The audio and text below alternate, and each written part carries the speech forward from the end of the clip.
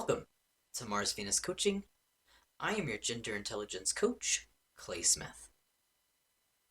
So I've got an exercise for you. I want you to recall a really painful fight or a significant argument you had. Whether that was with a significant other, a friend, or family member.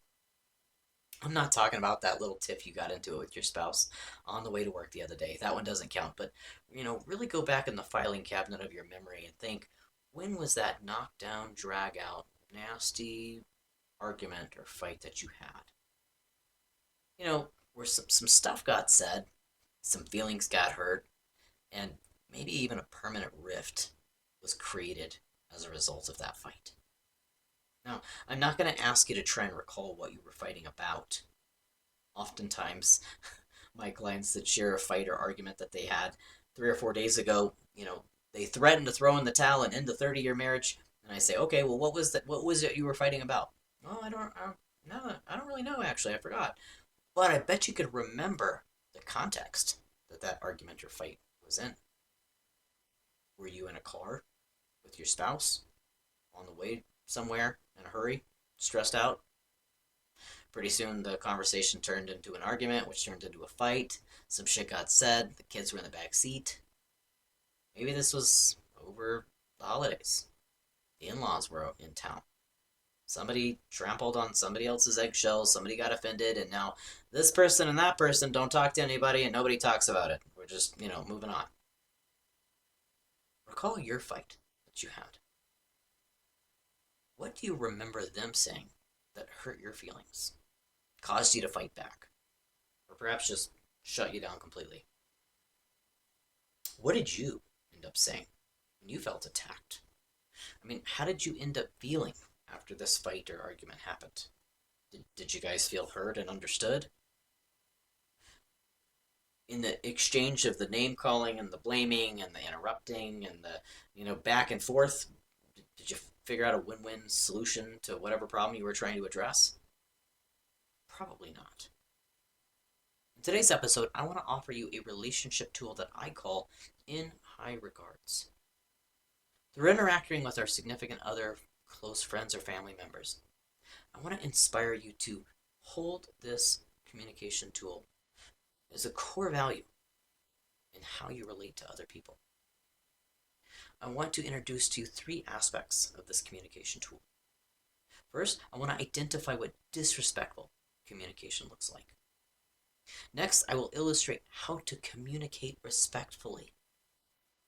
And lastly, I want to briefly interpret the appropriate context of these communication styles. So let's ascertain some clarity on the nuances of holding those we love in high regards. What does it look like to communicate without respect? Whether you're recalling your fight or argument you had, maybe what they said or what you said, maybe you can remember a movie or a show where somebody was really in a big fight and you can go, wow, they were not communicating with respect. What was the tone and volume like in those scenarios? Most likely the tone was very harsh. The volume was probably quite loud, right? If you and I are trying to have a conversation together and we're across a busy street with traffic, I'm going to have to yell really, really loud for you to actually hear what I have to say. Oftentimes in a relationship, when a person yells or elevates their volume, they don't feel heard or understood. Sometimes I recommend, if your partner is communicating loudly to you, lower your tone and volume to communicate that you can listen to them and make room for what they have to say. Communicating without respect would be in the body language that we choose to show. What do they say? Like 70% of all the way we communicate is nonverbal. So how would I communicate to you that I don't respect what you have to say through my body language? Maybe I've got my arms crossed, crossed off. I'm closed off to what you have to say. Maybe I'm appearing bothered or distracted when you're talking to me. I know when I used to work in the restaurant industry, I would be, talking with a guest of ours who may be complaining about the, lack of hot coffee or fresh coffee or whatever. And I'd have to smile and nod and go, okay, sir, I'm so sorry about that. But I would do my damnedest to appear very distracted. I mean, I'd just be like off here, counting the tiles on the wall to, just anything I could do to get through that difficult conversation. Was definitely not communicating with respect towards my body language. Maybe a factor of why I got fired, who knows? Communicating without respect would come across in the words that we choose to use. Are we blaming the other person when we don't use respect? Criticizing, making harsh or judgmental remarks, using, name calling. Communicating without respect might include the phrases that we use on top of those words, right? Those superlatives, the always and the nevers. You always do this. You never think about anyone else but yourself. Everyone would agree with me. I'm all alone here. Sounds great to have that proverbial audience, but is it true? It's the passive aggressive comments we choose to make. You know, our words say yes, but then like the tone says no. Sure, babe. Yeah, do whatever you want. Fine, that's okay. Sure, sounds good. It's those rhetorical questions. What were you thinking? Am I the only one that does all the work in this relationship? Sure, no, do whatever. That's fine. I don't care. It doesn't bother me. Why do I even bother? Communicating without respect comes in the ways that we interact with that person. Are we interrupting them?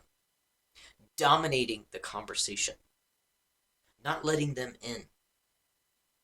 Whenever I go out to like social events, I'm always hyper aware of how people communicate. I do it for a living. And I can always tell the disrespectful communicators whether they display that at the party or not. I can just tell in the way that they communicate with the group that they're in, because they will dominate the whole conversation, right? They're trying to get their point across, and if anybody has anything to share, they just incessantly talk, interrupt those around them, and just monopolize the whole community. Respecting without communicating without respect, I think boils down to defensiveness. Think about in the wild. If you ever look at like those nature documentaries of like the prey is defending itself against the predator, right?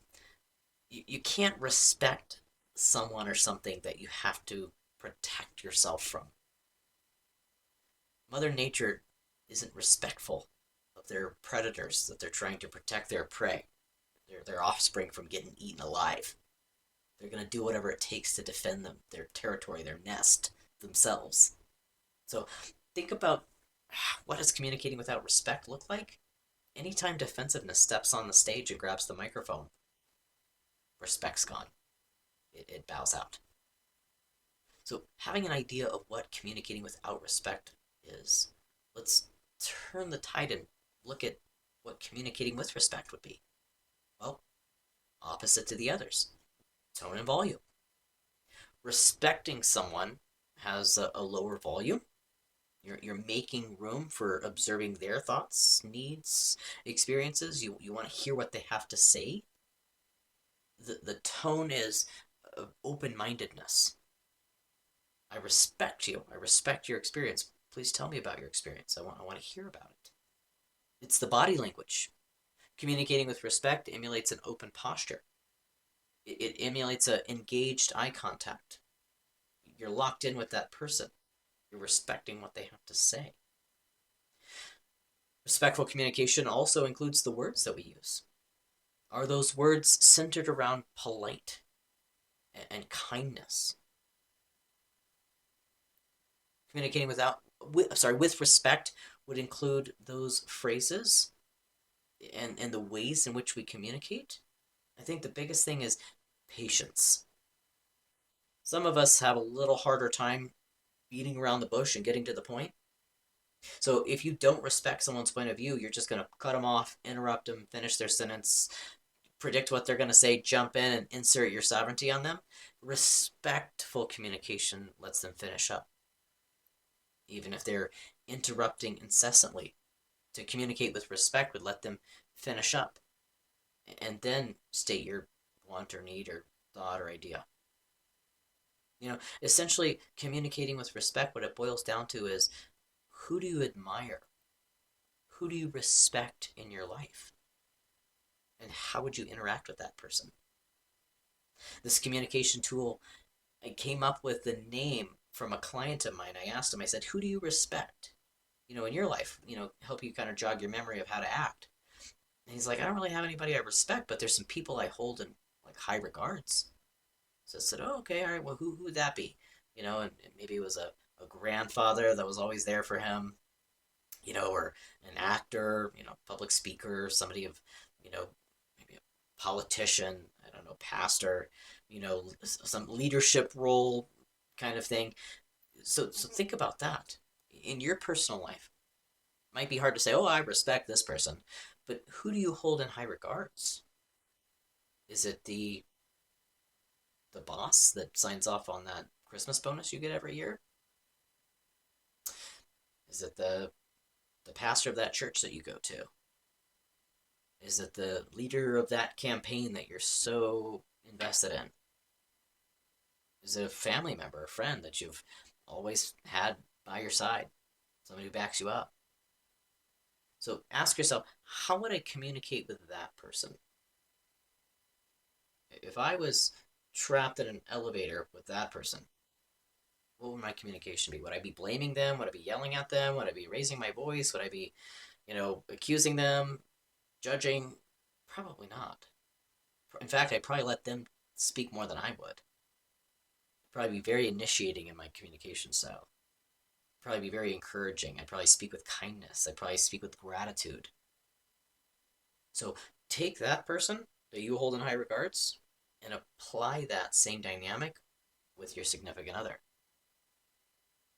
Because for those of us that are in a relationship, if you had to ask, if I was banished to an island for the rest of my life and I had to pick one human being on the planet, do I pick my CEO at the job or company I work for who gave me that Christmas bonus, or do I pick my significant other?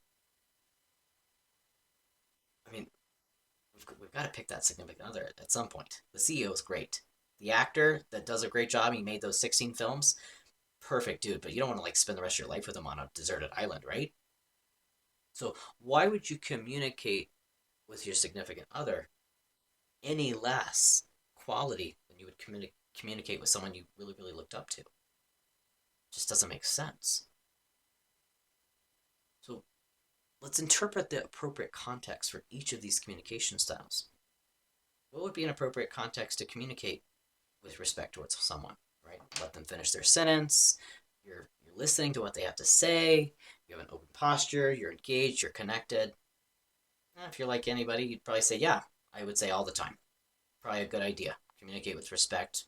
D, all the above. Any situation we're going to be in, probably be a good idea to like use respectful communication. Stranger on the street, CEO at the company. Good. When would be an appropriate context to communicate without respect? The thing I hear is, but Clay, they started it. She came at me and yelling and screaming and calling me names, so I followed in suit. Well, he started blaming me, so then I brought up shit that he did and said, and now we're just kind of two kids in the playground, in the sandbox throwing sand in each other's face. But if somebody threw a fistful of sand in your face, does that justify you throwing sand back in their face? I mean, what are we, like 4 years old? So even if that person communicated with absolute disrespect towards you, does that justify you communicating likewise to them? Now, I'm not saying you can't have boundaries, right? You don't just lay down and take it. Say, oh yeah, hit me another time. That'd be great. Give me another black eye, please. You can have boundaries, but you can communicate those boundaries in a respectful, kind way.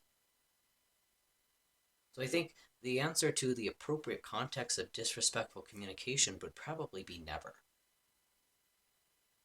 Yeah, so those of you who are watching my episode today, I really hope you feel inspired to make a decision to hold those around you in high regards and treat those around you the same way you would treat someone who's in a very respected situation.